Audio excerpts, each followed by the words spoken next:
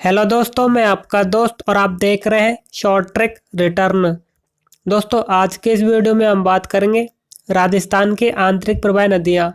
जी हाँ दोस्तों, राजस्थान का अपवाह तंत्र, संपूर्ण ज्ञान आपको इस वीडियो में मिल जाएगा। तो बिना स्किप के इस वीडियो को पूरा देखें।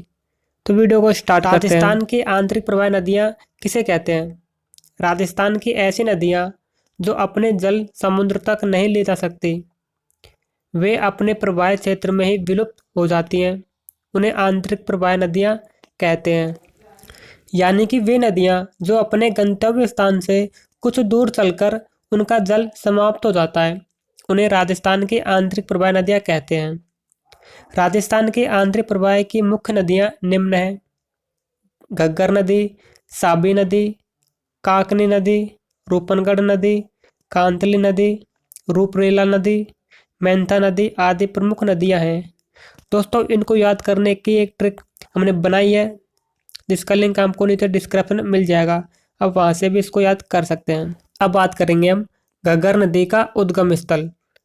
घग्गर नदी का उद्गम स्थल हिमाचल प्रदेश की शिवालिक की पहाड़ी जो कांकला माता मंदिर के पास से निकलती है।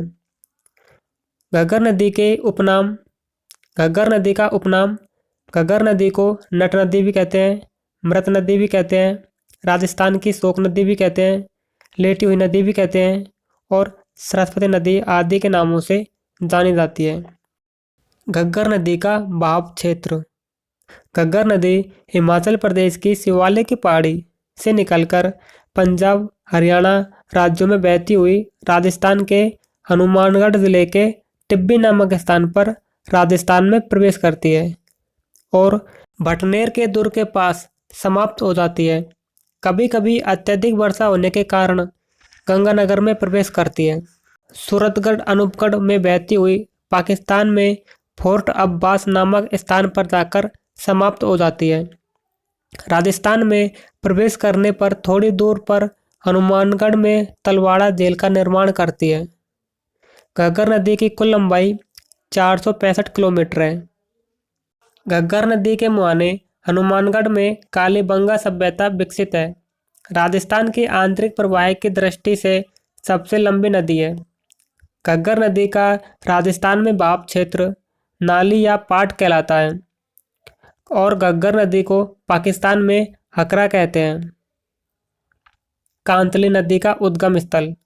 कांतली नदी का उद्गम स्थल सीकर जिले की खंडेला की पहाड़ी से निकलती है।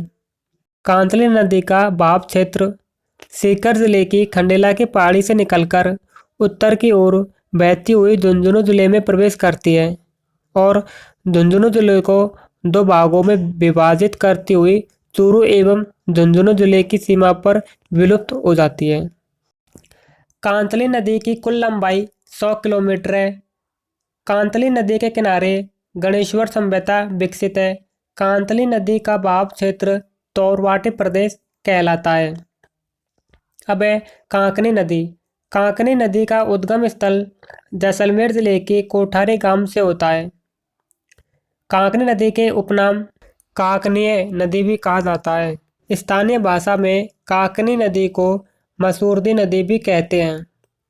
काकनी नदी का बहाव क्षेत्र जैसलमेर जिले की कोठारी गांव से निकलकर कुछ दूरी पर बहने के बाद जैसलमेर में ही बुद्ध झील का निर्माण करती है।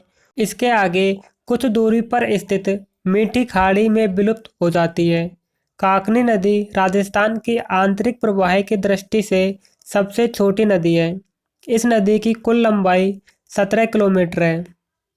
साबी नदी। साबी नदी का उद्गम स्थल जयपुर जिले की सेवर की पहाड़ियों से होता है। साबी नदी का बहाव क्षेत्र। साबी नदी सेवर की पहाड़ियों से निकलकर अलवर जिले में मानसूर, बहरोड, किशनगढ़वास, तिजारा तहसील से गुजरती है। साबी नदी अलवर जिले से हरियाणा राज्य में प्रवेश करती है तथा हरियाणा के गुड़गांव जिले में कुछ दूर तक पटौदी के उत्तर में भूमि में विलीन हो जाती है। साबी नदी की कुल लंबाई 222 किलोमीटर है। यह राजस्थान में 152 किलोमीटर बहती है। साबी नदी अलवर जिले की सबसे बड़ी नदी है। मानसून काल में साबी नदी का पाट अत्यधिक चौड़ा हो जाता है। रूपरेल नदी रूपरेल नदी का उद्गम अलवर जिले के थानागाजी में उदयनाथ की पहाड़ी से होता है। रूपरेल नदी की कुल लंबाई 104 किलोमीटर है। रूपरेल की सहायक नदियाँ सूकरी, गोलारी, नारायणपुरी, नालक्रोती, सनगंगा आदि सहायक नदियाँ हैं। रूपरेल नदी मुख्य रूप से अलवर और भरतपुर जिले में बहती है। भरतपुर में सीकरी बांध तक आते आते विलुप्त हो जाती है। रूपरेल नदी भरतपुर की जीवन रेखा भी कहा जाता है। मेंथा नदी मेंथा नदी का उद्गम जयपुर जिले के मनोहरपुर से होता है। मेंथा नदी का बहाव क्षेत्र मेंथा नदी मनोहर से बहती हुई कुछ दूरी पर स्थित सांबर झील में विलीन हो जाती है।